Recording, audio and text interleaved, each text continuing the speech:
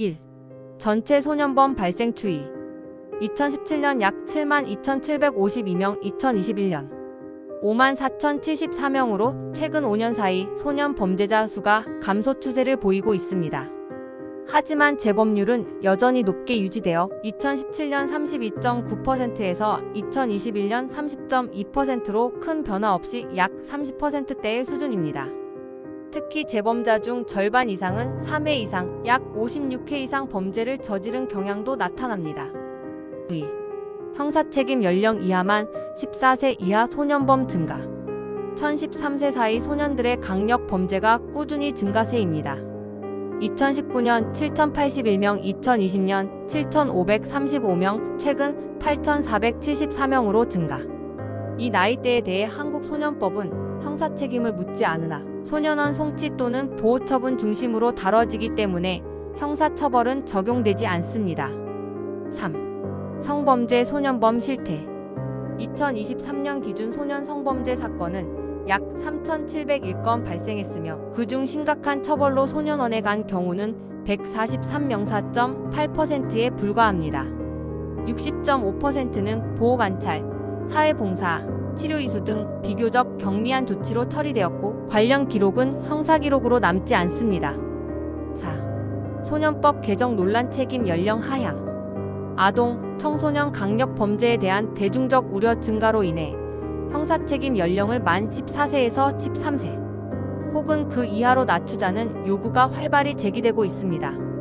그러나 이에 대해 인권단체, 법조계, 국회, 조사기구 등은 형사책임 연령 인하에 따른 부정적 영향과 낙인 문제를 우려하며 반대하거나 신중한 접근을 주장합니다. 5. 재활재범 방지 시스템의 한계. 소년법은 교정보다 보호와 재활에 초점을 두지만 심리상담, 직업훈련 등 맞춤형 지원이 부족하며 과밀 수용 문제, 기관 간 협력체계 손실 등으로 인해 실효성이 낮다는 지적이 있습니다. 소년범 재범 방지 정책에는 전자감독 앵컬 브레이슬럿 도입도 논의되고 있으나 현재는 성범죄 고위험 대상자 중심, 음성 감독 등 제한적 운영에 그치고 있어 확대 필요성이 제기됩니다. 6. 언론 대중 인식과 실제 현장 격차. 폭력 청소년 사건이 중심으로 보도되며 혐오 공포 여론이 조성되기 쉬운 반면 회복적 사례나 심층 분석 보도가 부족해 대중의 불필요한 불안감이 확대되는 경향이 있습니다. 소년범을 위험 인물로 낙인 찍는 경향이 있어 사회 복귀를 어렵게 하는 악순환이 지속되고 있다는 비판입니다. 요약 정리표. 주제 현황 문제점.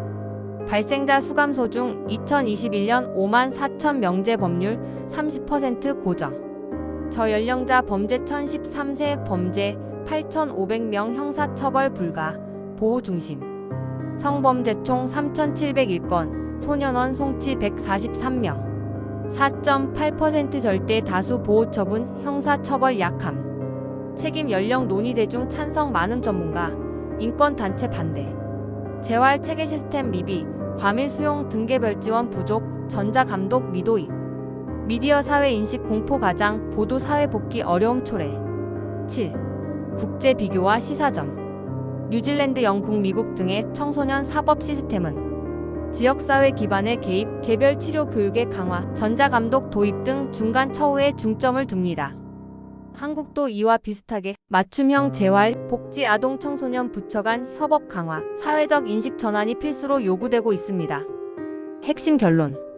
소년범 수는 줄었지만 여전히 재범률이 높고 저연령 소년의 강력 범죄 증가, 그리고 형사책임 연령 인하 요청이 커지고 있으나 재활 시스템은 미흡하여 개선이 필요하며 사회 언론의 부정적 인식은 낙인을 심화시키는 역효과가 있다.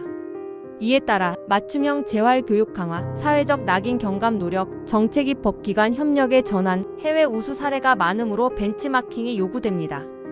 가정은 물론 학교 사회에서도 깊은 관심을 가지고 대처해야 할 것이다.